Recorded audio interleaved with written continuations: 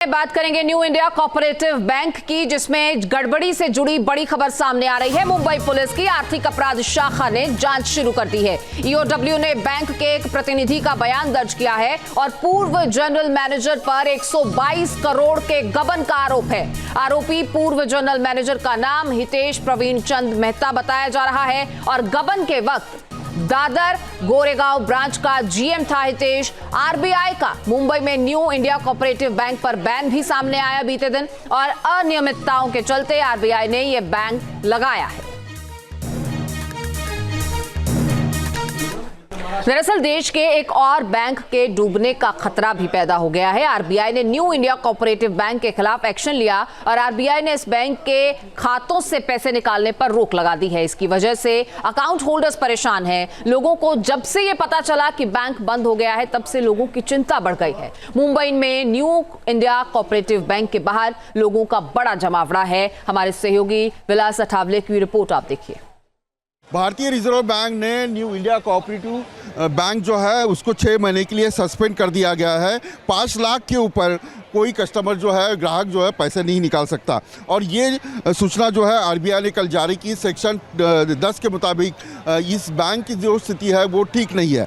लेकिन यहाँ जो आप कतारें देख सकते हो, ये सूचना आने के बाद सुबह से यहाँ लाइन बनी हुई है। अपने पैसे जो है वो सेफ़ है या नहीं है, या लॉकर में जो चीज़ें हैं वो सेफ़ है या नहीं है, ये जानने के लिए बैंक की ओर से कोई सूचना यहाँ दी नहीं गई है। और आप देख सकते हो कि ये लाइन में जो बूढ़े हैं वो भी है, सीनियर सिटीजन है, यहाँ तक कि यहाँ जो दिव्यांग है वो भी यहाँ बैंक में पैसे निकालने के लिए खड़े हुए हैं।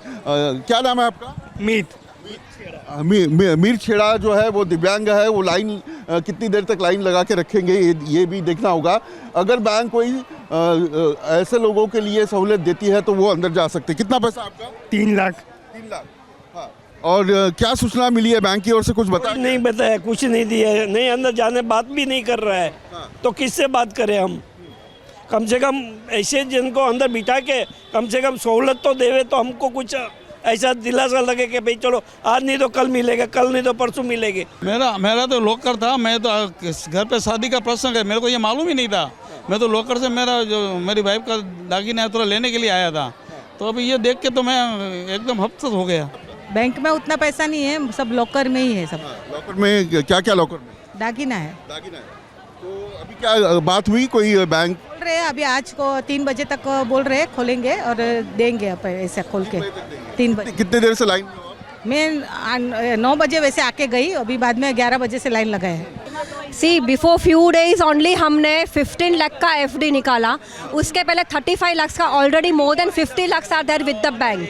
This is a very wrong thing what the bank has done. At least they should inform. पूरा मेहनत का कमाई हम डालते हैं इसमें। This is not the way. थोड़े दिन पहले ही हमने 16 लाख का फिक्स डिपॉजिट किया है। They are not informing us anything. देखना ये होगा कि बैंक की ओर से जिस तरीके से सूचना मिलनी चाहिए वो यहाँ दी जाती है या नहीं है। वीडियो जर्नलिस्ट सिद्धेश के साथ विलास अठोले, न्यूज़ नेशन मुंबई। तो एक तरफ न्यू इंडिया कोऑपरेटिव बैंक के खिलाफ जांच चल रही है, तो वहीं दूसरी तरफ बैंक पर बैन लगने के बाद ग्राहक परेशान हैं। बैंक के बाहर उनकी भीड़ जमा है और इस पूरे मामले पर शिवसेना उद्धव गुट के नेता आनंद दुबे ने क्या कुछ कहा है, आइए आपको सुनाते हैं। New India cooperative bank limited के लोन के दे के गड़बड़ी को लेकर के लोग ग्राहक जो है इस समय बैंक के बाहर लाइन लगा के खड़े हैं और पुलिस का बंदोबस्त लगाया गया है। बंदोबस्त में पुलिस जो ग्राहक है उनको अंदर नहीं जाने दे रही है। सबसे बड़ी चीज़ है कि जनता काफ़ी परेशान है, जो खाता धारक है वो काफ़ी परेशान है, क्योंकि सबसे बड़ी चीज़ है खाता धारकों को ये पता नहीं चल पा रहा है जो उन्होंने पैसे जमा किए हैं वो कब तक उनको निकालने का मौका मिलेगा। और जो बैंक का लॉकर है उसको ऑपरेट करने दिया जा रहा है और ग्राहक ऑपरेट कर रहे हैं, लेकिन पैसे की जानकारी उनको नहीं मिल पा रही। हमारे साथ यूबीटी शिवसेना के प्रवक्ता आनंद दुबे जी हैं, उनसे जानने की कोशिश करते हैं। जो ग्राहक है वो काफ़ी परेशान है, क्या कहेंगे आप? बिल्कुल, बहुत ही दुख हुआ सुन के खबर। हम भी आ गए बैंक के पास देखने। यहाँ पर सैकड़ों की तादाद में लोग हमें दिख रहे हैं। हम लोगों से बातचीत भी कर रहे थे। लोग कह रहे हैं कि हमें विश्वास में क्यों नहीं लिया गया। अगर बैंक को कोई काम करना है, आरबीआई को कोई नियम कानून लाने, जनता को बता दिया गया होता, जनता को एक बार रिहर्सल करवा दिया गया होता, उनके पैसे जो थे वो वापस ले सकते थे, उनके लोन वगैरह वो क्लियर कर सकते थे। नया लोन लेने का था तो पहले ले सकते थे, बहुत कुछ था। लेकिन अब अचानक आनंद फानन में आपने कोई नियम ला दिया तो लोग परेशान हो जाएंगे ना। मेहनत का पैसा, गाड़ी कमाई अपने विश्वास से आपके बैंक में जमा करते हैं और अचानक एक दिन आरबीआई को नींद जागती है कि ये है वो है, तो ये बहुत दुर्भाग्यपूर्ण। ऐसा नहीं होना चाहिए, खास करके मुंबई जैसे शहर में जो आर्थिक राजधानी कही जाती है वहाँ तो ये सब नहीं होना चाहिए। कितने साल से आपने बैंक में एक रखा हुआ है?